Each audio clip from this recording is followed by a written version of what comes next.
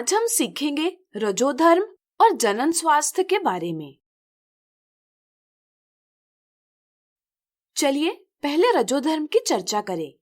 लैंगिक जनन में नर एवं मादा भाग लेते हैं।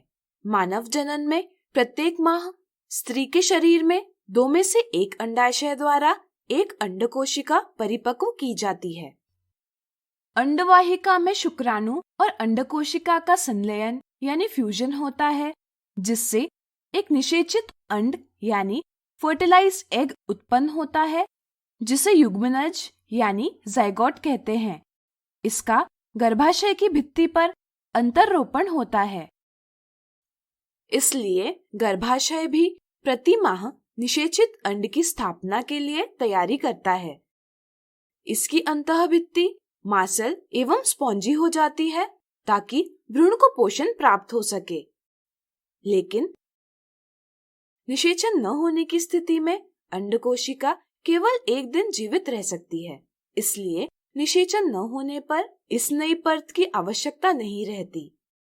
इसलिए यह परत धीरे धीरे टूटकर रुधिर एवं म्यूकस के रूप में योनि मार्ग से निष्कासित की जाती है और गर्भाशय के अंतःभित्ति की मरम्मत हो जाती है। यह संपूर्ण क्रिया लगभग 2 से 8 दिनों में पूर्ण हो जाती है तथा लगभग प्रत्येक माह दोहराई जाती है। इस क्रिया को रजोधर्म या ऋतुस्राव यानी मेंस्ट्रुएशन कहते हैं। यह क्रिया हार्मोन द्वारा नियंत्रित की जाती है। रजोधर्म का चक्र यौवनारंभ से शुरू होता है तथा 45 से 55 की आयु तक जारी रहता है। गर्भधारणा होने पर इसे रोक दिया जाता है।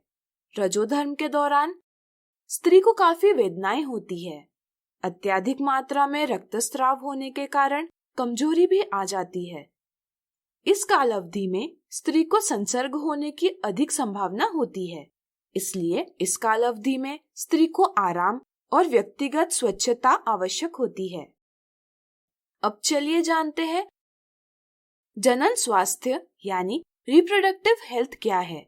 जनन स्वास्थ्य का तात्पर्य जनन के उन सभी पहलुओं जैसे शारीरिक, भावनात्मक, व्यवहारिक तथा सामाजिक स्वास्थ्य से है। जनन स्वास्थ्य से संबंधित कई समस्याएं हो सकती है, जैसे समाज में लड़के और लड़की में भेद, बाल विवाह जैसी रूढ़ियां, संतानोत्पत्ति के लिए परिवार का दबाव तथा शासन का नियंत्रण इत्यादि। स्त्री का कम उम्र में गर्भधारण करने से, बच्चों के बीच अंतराल कम रखने से या अधिक बार गर्भधारणा करने से स्त्री के शारीरिक स्वास्थ्य पर विपरीत परिणाम होता है। यदि इच्छा के विरुद्ध गर्भधारणा होती है तो इससे मानसिक, शारीरिक तथा वित्त संबंधित समस्याएं उत्पन्न हो सकती है। असुरक्षित यौन संबंधों से अनेक रोगों की लैंगिक संचरण की भी संभावना बढ़ जाती है। यदि जनन पर नियंत्रण न किया गया तो एक जनसंख्या में अत्यधिक वृद्धि की समस्या उत्पन्न होती है, जिसे जनसंख्या विस्फोट यानी पॉपुलेशन एक्सप्लोजन कहते हैं। इससे समस्याएं जैसे भोजन एवं साधन संपत्ति में कमी, सामाजिक असमानता इत्यादि उपस्थित होती है। इसलिए जनन स्वास्थ्य से संबंधित आवश्यक जानकारी प्रत्येक व्यक्ति को होना आवश्यक है। इन समस्याओं के समाधान हेतु गर्भ निरोधन की विभिन्न युक्तियां खोजी गई। चलिए इन्हें जानें। शीश्न को ढकने वाले कॉन्डोम अथवा योनि में रखने वाली अनेक युक्तियों जैसे डायफ्राम, गर्भाशय ग्रीवा टोपी, वॉल्ट इत्यादि रबर से बने उपाय यांत्रिक अवरोध यानी मैकेनिकल बैरियर कहलाते हैं। वे शुक्राणु का अंडकोशिका तक पहुंचना रोकते हैं, जिससे गर्भधारणा रोकी जा सकती है। इसी तरह वे रोगों के लैंगिक संचरण को भी रोकने में सहायक होते हैं। गर्भ निरोधक गोलियां यानी कॉन्ट्रासेप्टिव पिल्स स्त्रियों द्वारा खाई जाने वाली दवाइयां होती है जो हार्मोन संतुलन को परिवर्तित करती है। इससे अंड का मोचन नहीं होता और इसलिए निषेचन की संभावना नहीं रहती। इनके कुछ विपरीत परिणाम भी हो सकते हैं। अंतःगर्भाशयी युक्ति यानी इंट्रायूटेराइन कॉन्ट्रासेप्टिव डिवाइस IUCD अनुभवी डॉक्टरों या नर्सों द्वारा अंतःगर्भाशय युक्तियां जैसे लूप, कॉपर्टी इत्यादि गर्भाशय में लगाई जाती है। ये शुक्राणु की गतिशीलता तथा उनकी निषेचन क्षमता को कम करती है।